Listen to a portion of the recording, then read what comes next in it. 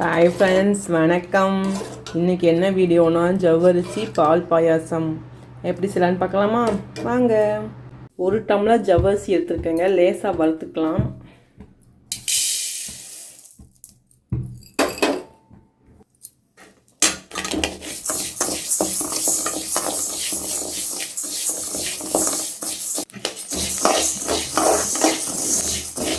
இந்த அளவுக்கு வறுத்துக்குங்க நல்லா.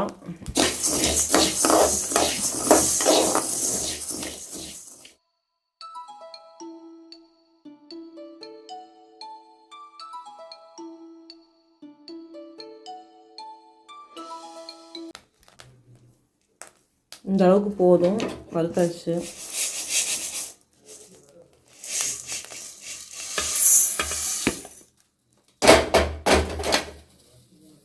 அரை மணி நேரம் ஊற போட்டுக்கலாம். ஒரு அரை மணி நேரம் நல்லா ஊறட்டுங்க. அதுக்கப்புறம் பார்ப்போம். ஜவ்வரிசி ஊறிட்டு இருக்கட்டும். நம்ம அதுக்குள்ளே பால் காய்ச்சிடலாம். 1 லிட்டர் பாலுங்க. 1 டம்ளர் தண்ணி ஊற்றிக்கலாம். பால் நல்லா காயட்டும். நெய் கொஞ்சம் ஊற்றிக்கலாங்க. திராட்சை போட்டுக்கலாம்.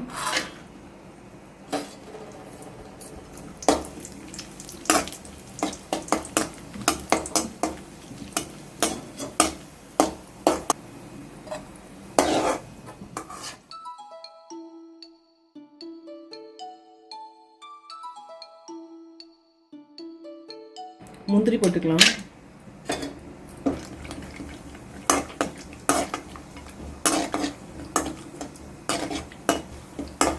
பொன்னிறமாக வரைக்கும் நல்லா வறுக்கலாம்.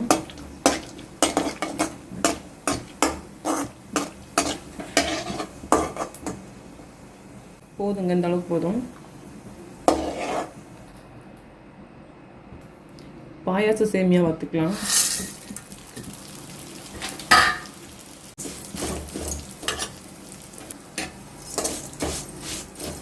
இந்த பக்கம் பால் நல்லா காஞ்சிச்சுங்க. ஆஃப் பண்ணிடலாம். பொன்னிறமாக வறுத்தாச்சுங்க. இப்போ எடுத்து வச்சுக்கலாம். தட்டில் எடுத்து வச்சுக்கலாங்க. ஒரு பாத்திரம் வச்சு 1 செம்பு தண்ணி ஊற்றிக்கலாங்க.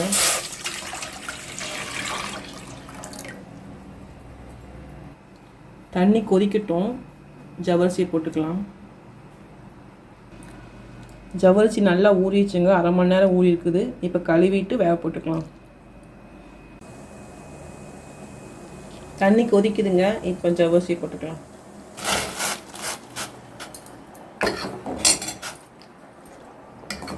ஜவ்வரிசி போட்டாச்சு. நல்லா வேகட்டும், பார்க்கலாம்.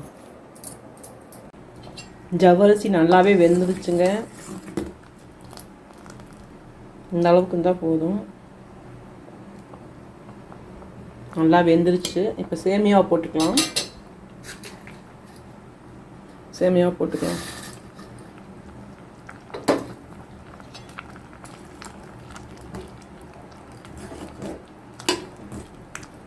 சேமியா கொஞ்சம் நேரம் வேகட்டும். பாலை நல்லா ஆற வச்சாச்சுங்க. இப்போ வடிகட்டிக்கலாம். வடிகட்டி தான் ஊற்றணும்.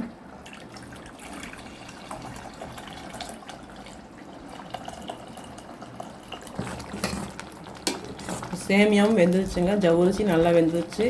வடிகட்டின பாலை ஊற்றிக்கலாம்.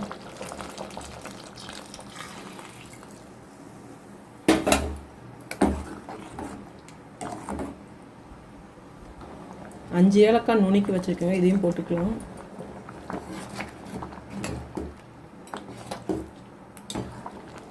நம்ம 1 டம்ளர் ஜவ்வரிசி எடுத்தோம். அதுக்கு 1.5 டம்ளர் சர்க்கரை போட்டுக்கலாம்.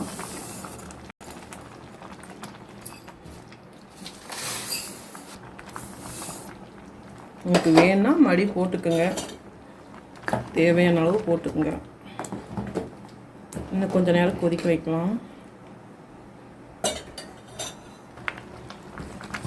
நல்லா கொதிக்குதுங்க. இப்போ முந்திரி திராட்சை போட்டுக்கலாம். ஒரு 2 நிமிஷம் கொதிக்கட்டும். போதுங்க, நல்லா கொதிச்சிருச்சு. பாயாசம் ரெடி ஆயிடுச்சு.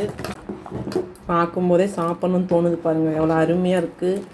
இந்த வீடியோ பிடிச்சிருந்தா லைக் பண்ணுங்கள், ஷேர் பண்ணுங்கள், சப்ஸ்கிரைப் பண்ணிக்கோங்க.